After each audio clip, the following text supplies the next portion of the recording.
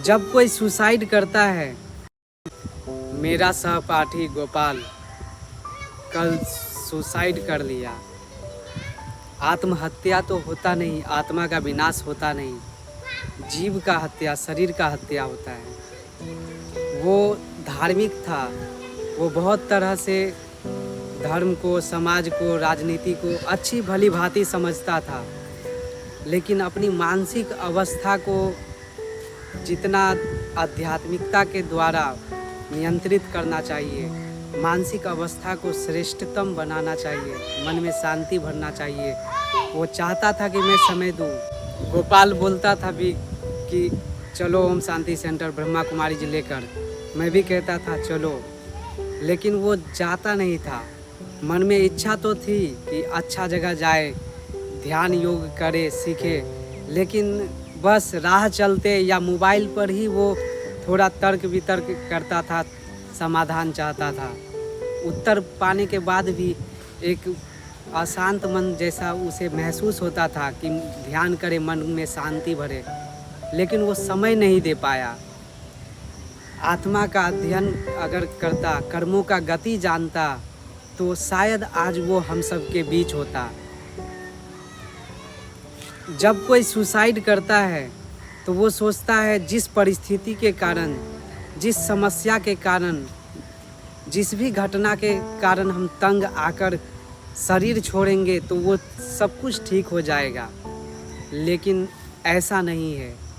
जैसे आत्मा अविनाशी है, आत्मा की कर्म एक परछाई की तरह साथ साथ जाती है। कर्म हमेशा हमारा साथ जाती है। हम शरीर नष्ट कर देते हैं नादान अज्ञान में, लेकिन हम ये भूल जाते हैं कि इसका परिणाम और भी बदतर होगा, क्योंकि कहा जाता है जान बचे तो लाख उपाय। हम समस्या से घबराकर शरीर तो छोड़ देते हैं, लेकिन शरीर छोड़ने के बाद बहुत सारी परिस्थिति आत्मा को घर कर जाती है। बस भौतिक शरीर नहीं होता, लेकिन आत्मा जो चैतन्य है उसे महसूस करने की, पश्चाताप करने की, अफसोस करने की बहुत सारी तरह से घटनाएं और अनेक इविल सोल, प्रेत आत्माएं उसे अटैक करती है। मरने के बाद आत्मा नहीं मरती, मर गया, मरा शरीर, गया आत्मा, देह त्याग, देहांत, देह का अंत हुआ।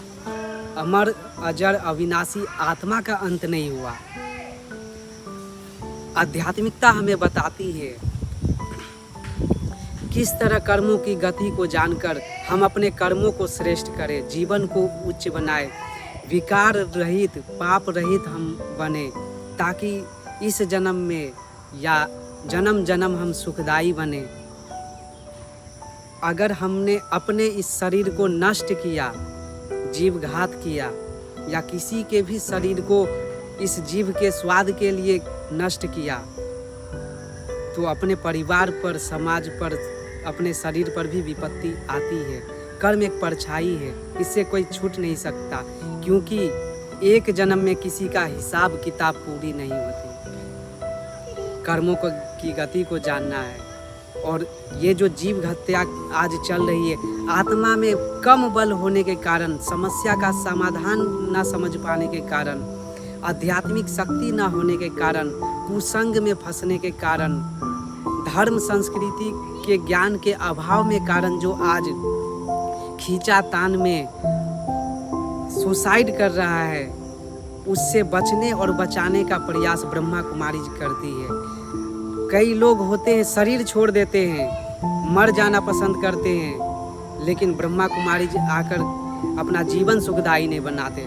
कई लोग बुरे संस्कारों में घुटते रहते हैं, गंदे आचरण में जीते रहते हैं, गंदे खान पान के लत में, गंदे परिवेश में जीते हैं, लेकिन वो श्रेष्ठ जीवन, सात्विक जीवन अपनाने को तैयार नहीं होते या समय नहीं देना चाहते ब्रह्मा कुमारी से जुड़कर। तो आप अब भी समय है, समय को पहचानिए, इस दिव्य ज्ञान को समझकर आने वाले अनेक जीवों के लिए, अनेकों के लिए कल्याण का मार्ग बने। ओम शांति।